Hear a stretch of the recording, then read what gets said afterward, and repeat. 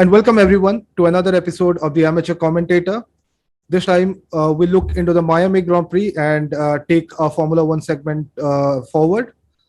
It was a good race for the current world champion Max Verstappen. Charles Leclerc gave him a run for the money, and it was a double podium for Ferrari as well. Before we move ahead, let me just ask everyone to kindly like, share, subscribe our content, write back to us on what more we can do. So before moving ahead, welcome Anshul. Hi. Thanks, Amit. Yeah. Good day for Red Bull. Good day for Max. It seems like either he finishes the race at the top as winner or he doesn't finish the race at all. What do you have to say about the first Miami Grand Prix in that beautiful location?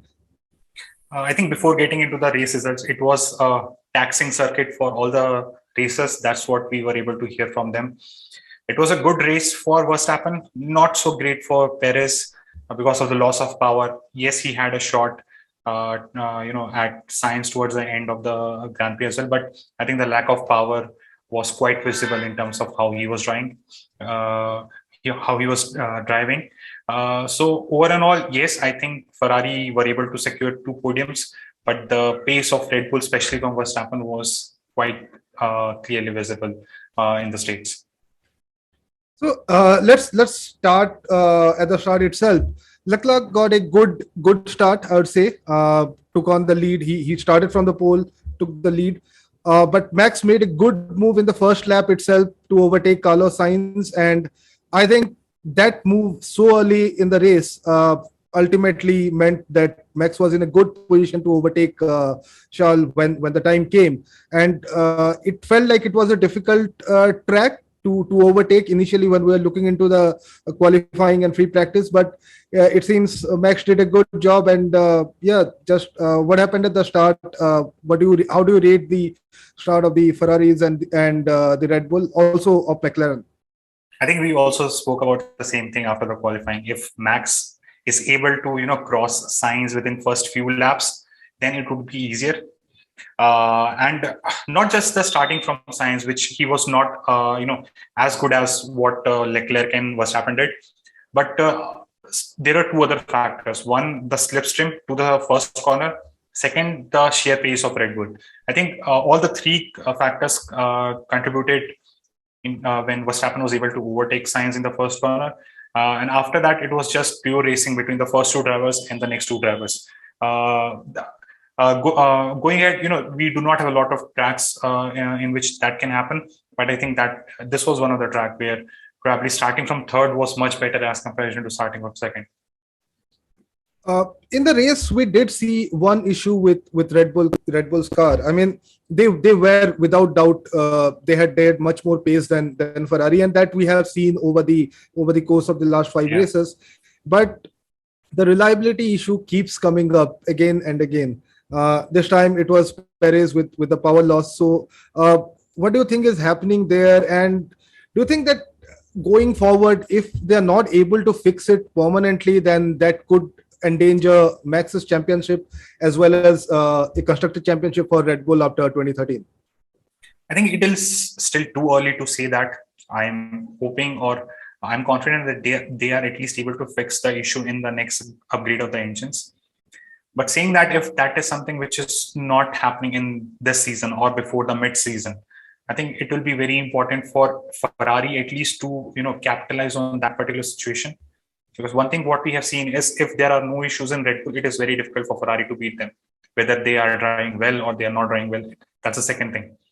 But the races in which Red Bull have an issue and they're not able to finish, it is very important at the same time for Ferrari to capitalize. Because if they are able to fix the issue, even for that matter, by the mid-season summer break, after that, it will be very difficult for Ferrari. I'm not saying that Ferrari will not upgrade their engine, and they might also come with engine, and they might also be much more stronger in the second part of the season. But they need to capitalize on those instances where Red Bull are not able to finish.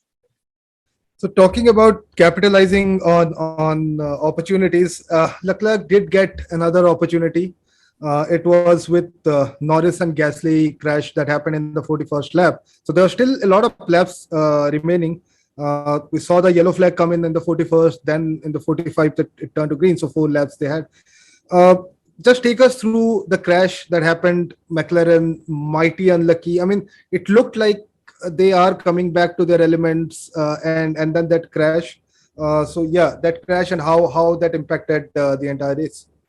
I think this is another issue of the reliability point of view, because Gasly was facing some issue. He slowed down in the corner and he came back to the circuit. Then he went to the corner of the circuit again and he came back to the circuit.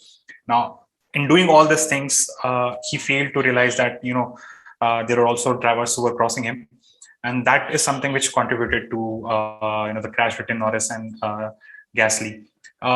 Saying this, but I don't think so McLaren were up to the mark in this particular race. Yes, they did a brilliant job in the last race or a couple of races before that, comparison to where they started in the beginning of the season. But this particular race, I don't think so they were anywhere close to challenging, leave aside the top 5 or top 6, maybe not even the points. I don't think so. Even if they would have not crashed, how close was Norris to be securing probably 7th or 8th position? It would have been very difficult for him. So it is important, when the development is happening for McLaren, that if they are going up in the chart in terms of performance, in terms of getting the points, they need to be consistent there. 1 or 2 weekends, yes, there will be 1 or 2 weekends where it will be not good for them. They'll be out of luck, but at least the opportunities where they are getting, they need to capitalize those things. Saying that it was not a mistake of Norris, it was a racing incident at the end, but yeah, luck will play some part in the overall season, and it will neutralize all the things together. The most important thing for McLaren is whatever chance they are getting, they need to capitalize those things.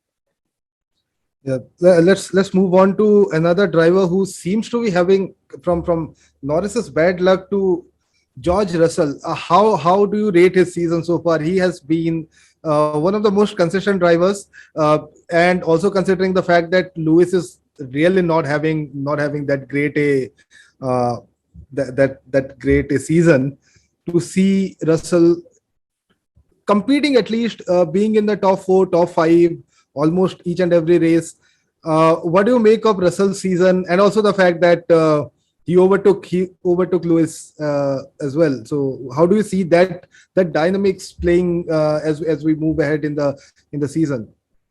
So first thing, for a single lap, whether it is qualifying or when you're racing in a practice, Russell is faster than Hamilton, period. Let's come to the next in terms of the luck. Yes, the initial part, few races, he has been lucky in terms of getting into the pit stop during the safety car. But I think the Miami race, it was very clearly visible that since he did not have a very good qualifying and he ended up in Q2, they wanted to pit stop in yellow flag. Now, again, it was a very big risk they were taking. If not for that crash, I'm not sure whether Russell would have been in the top 10 or maybe even in the points. So they took a gamble and it paid off, because Miami, this is the first race. And even before the race, we heard a lot of drivers talking about that there were some risky corners and chicane. So yes, Mercedes were taking a calculated risk and it paid off.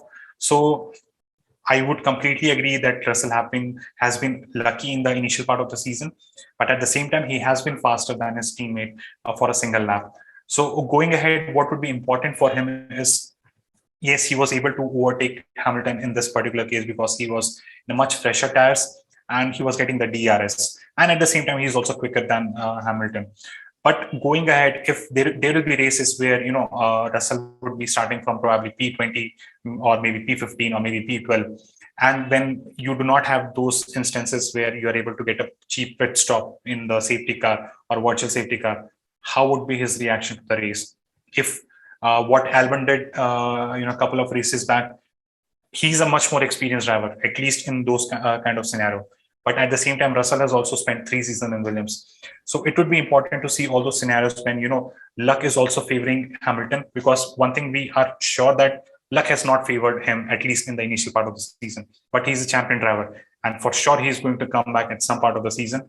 That would be very interesting to see in terms of how Russell is able to keep that particular, speed consistently go through the 60 lap or 50 laps of the Grand Prix.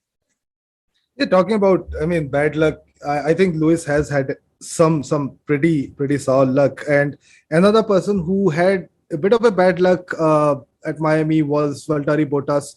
I mean, when Bottas joined, when Bottas joined Alfa Romeo, yeah, there were murmurs that he's a good driver. He was not getting his due in Mercedes.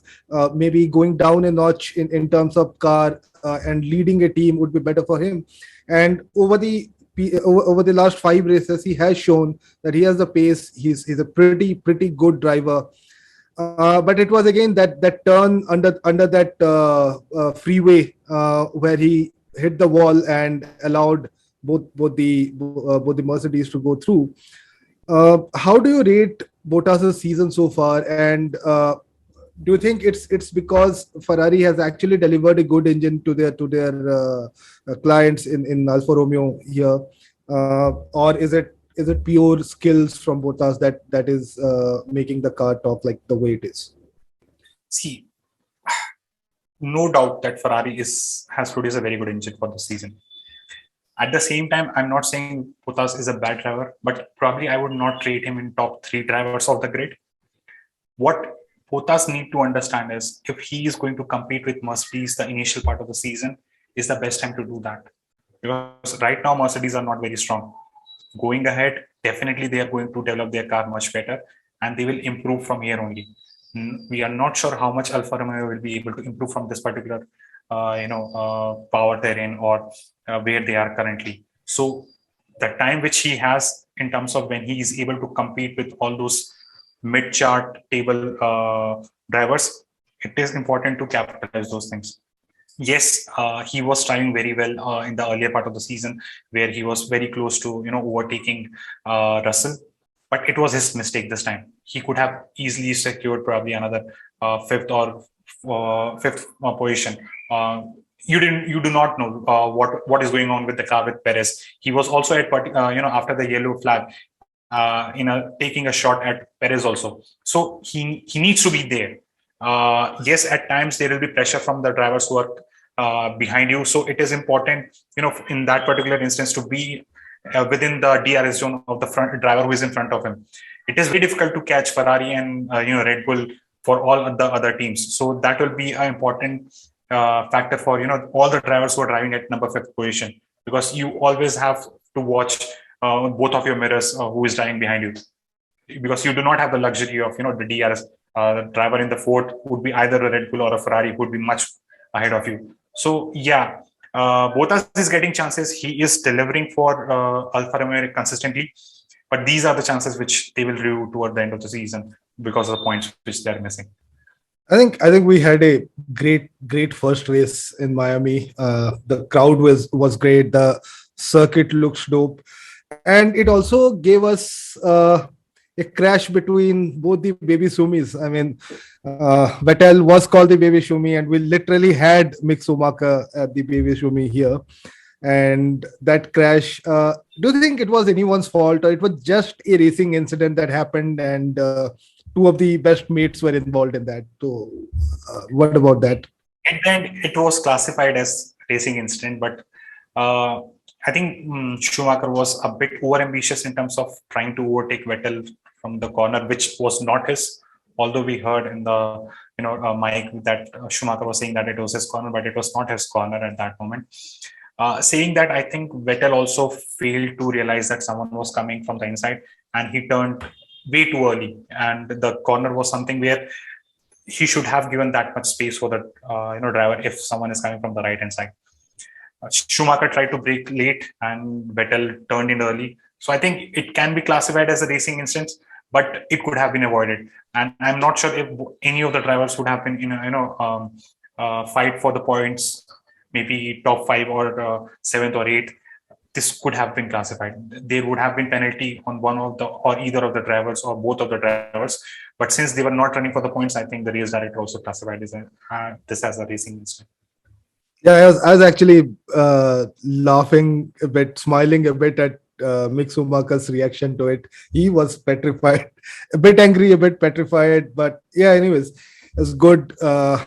not a good thing for both the drivers, but it was fun to watch. The whole race was fun to watch, and I guess this is the start of something pretty good in US. We'll be having the Las Vegas Grand Prix from next year onward. So these are really fun Grand Prix, and looking forward to it next year as well. So any parting words, anything that you want to say at the end? Two things here. We talked about luck factor a lot. I think Sainz had this race as a very good luck. Firstly, because Perez is someone who, as we have already discussed offline, that he's not someone who makes this kind of mistakes, which he did in probably the 51st lap.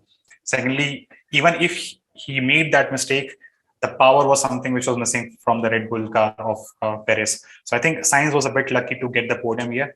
And the next thing, which we have not talked about, is Alex Albon. Although he's in a Williams, and probably that's the worst car in the circuit, I would say right now. But this is second race he has scored points. So I think we need to watch out going ahead how Alex Albon is performing, and if Perez is also performing, Alex Albon is also performing, where does that leave the Red Bull and the AlphaTauri team going ahead in the 23 season? Yeah, I think interesting races are coming up. I agree with you that Sainz was a bit lucky this time around, but I think he deserved all his luck, because he has had rotten luck throughout the first few races, and I think maybe luck here, no one would begrudge it to him. So yeah, that's it from our side. Looking forward to the race in Barcelona, and an interesting fight for the championship, interesting fight for the constructor championship as well. Thank you all for watching. Please keep liking, subscribing, keep liking our content. Please subscribe to the channel. We'll come up with more videos on other sports as well. IPL is going on. We'll look into that. We'll be coming up with the qualifying review of the Spanish Grand Prix. So yeah, great day. Have a good day, everyone. Thank you all. Thank you.